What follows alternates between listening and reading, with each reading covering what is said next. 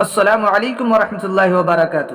محترم سامعین و ناظرین، آج کا موضوع ہے کہ شہادت امام حسین رضی اللہ عنہ کے بعد منصب امامت پر قول۔ محترم سامعین، کل امام 12 ہیں۔ یہ ائمہ اہل بیت طریقت و ولایت اور دین اسلام کے امام ہیں، اور امام زین العابدین چوتھے امام ہیں۔ حضرت امام حسین علیہ السلام کی شہادت کے بعد امام زین العابدین علیہ السلام منصب امامت پر فائز ہوئے۔ چنانچہ میدان کربلا میں جب تمام احباب اور جوانان اہل بیت شہید ہو گئے، صرف امام حسین اور آپ کے ایک فرزند امام زین العابدین علیہ السلام باقی رہ گئے، جو بیمار اور نہایت ہی کمزور تھے اور خیمہ میں لیٹے ہوئے تھے کہ امام حسین علیہ السلام دشمن کی طرف جانے کا ارادہ فرمایا تو سیدہ زینب علیہ السلام نے دیکھا کہ امام زین العابدین کھڑے ہونے کی کوشش کر رہے ہیں، لیکن کمزوری کی وجہ سے کھڑے ہوتے ہیں پھر بیٹھ جاتے ہیں۔ سیدہ زینب علیہ السلام نے پوچھا، میرے چاند کیا بات ہے؟ امام زین العابدین علیہ السلام نے فرمایا کہ میں بھی اپنے ابا جان سے پہلے اپنی جان قربان کرنا چاہتا ہوں۔ آپ مجھے بھی ہتھیار لگاؤ اور گھوڑے پر سوار کر کے گھوڑے میدان جنگ کی طرف ہانک دو۔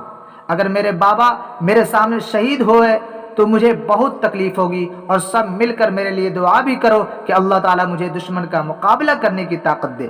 یہ باتیں امام زین العابدین علیہ السلام نے اپنی پھوپھی پاک سیدہ زینب علیہ السلام سے کر رہے تھے کہ امام حسین علیہ السلام بھی خیمہ میں تشریف لے آئے، اور امام زین العابدین علیہ السلام کی بات سن کر فرمایا، بیٹا میں تمہیں ہرگز کبھی میدان جنگ میں جانے کی اجازت نہیں دے سکتا، کیونکہ تمہارے سوا اب اہل بیت کی ان مستورات کا کوئی محرم باقی نہیں رہ گیا ہے۔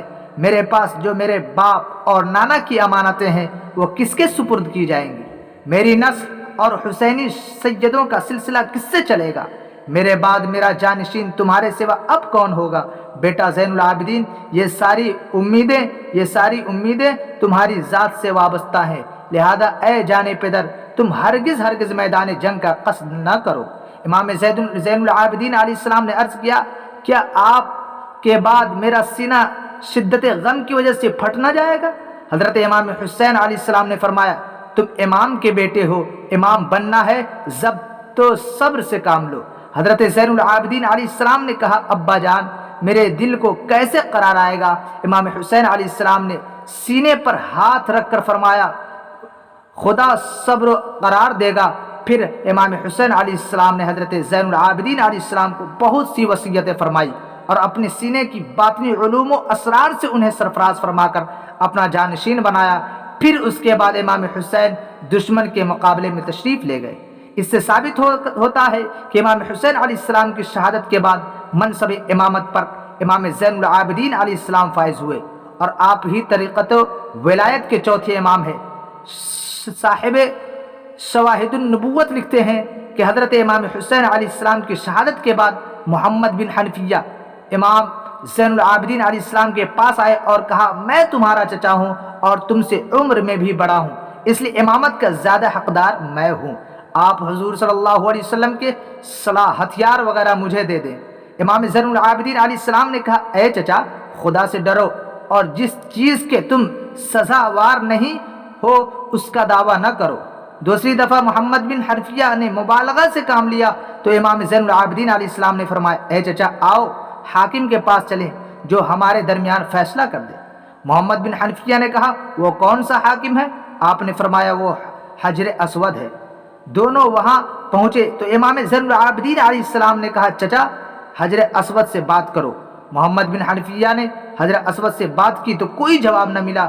بعد ازاں امام زین العابدین علیہ السلام نے دعا کے لیے ہاتھ اٹھائے اور اللہ تعالیٰ کو اس کے صفاتی ناموں سے پکارا، جس سے حجر اسود باتیں کرنے لگا۔